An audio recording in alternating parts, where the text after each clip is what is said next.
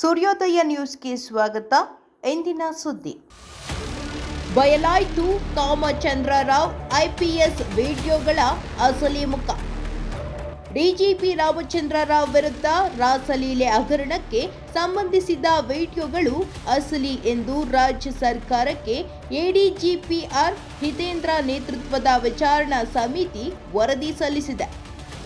ಈ ವಿಡಿಯೋಗಳು ಬಹಿರಂಗವಾದಾಗ ತಮ್ಮ ತೇಜೋವಧೆಗೆ ಕೃತಕ ಬುದ್ಧಿಮತ್ತೆಯಿಂದ ವಿಡಿಯೋಗಳನ್ನು ಸೃಷ್ಟಿಸಲಾಗಿದೆ ಎಂದು ರಾಮಚಂದ್ರ ರಾವ್ ಹೇಳಿದರು. ಆದರೆ ಆ ವಿಡಿಯೋಗಳು ಅಸಲಿ ಎಂದು ವಿಧಿ ವಿಜ್ಞಾನ ಪ್ರಯೋಗಾಲಯ ತಜ್ಞರು ಸಲ್ಲಿಸಿದ ಅಭಿಪ್ರಾಯ ಆಧರಿಸಿ ಸರ್ಕಾರಕ್ಕೆ ಸುಮಾರು 100ಕ್ಕೂ ಹೆಚ್ಚು ಪುಟಗಳ ವರದಿಯನ್ನು ವಿಚಾರಣಾ ಸಮಿತಿ ಸಲ್ಲಿಸಿದೆ. ಈ ವರದಿ ಸಲ್ಲಿಕೆ ಬೆನ್ನಲ್ಲೇ ರಾವ್ ವಿರುದ್ಧ ಇಲಾಖಾ ಮಟ್ಟದ ವಿಚಾರಣೆಗೆ ಸರ್ಕಾರ ಮುಂದಾಗಿದ್ದು, 12 ತಿಂಗಳಲ್ಲಿ ಸೇವಾ ನಿವೃತ್ತಿ ಹೊಂದಲಿದ್ದ ಅವರಿಗೆ ಕಾನೂನು ಸಂಕಷ್ಟ ಎದುರಾಗಿದೆ ಎಂದು ತಿಳಿದು ಬಂದಿದೆ. 2016-17ರ ಅವಧಿಯಲ್ಲಿ ರಾಮಚಂದ್ರ ರಾವ್ ಅವರು ಉತ್ತರ ವಲಯ ಐಜಿಪಿ ಆಗಿದ್ದ ಅವಧಿಯಲ್ಲಿ 2 ಮಹಿಳೆಯರ ಜೊತೆ ಅವರಿಗೆ ಆತ್ಮೀಯ ಒಡನಾಟ ಇತ್ತು.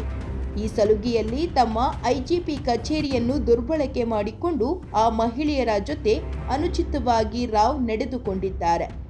ಈ ವಿಡಿಯೋಗಳು ಆ ಮಹಿಳೆಯರೇ ಚಿತ್ರೀಕರಿಸಿದ್ದಾರೆ ಎಂದು ತನ್ನ ವರದಿಯಲ್ಲಿ ಸಮಿತಿ ಉಲ್ಲೇಖಿಸಿದೆ ಎನ್ನಲಾಗಿದೆ.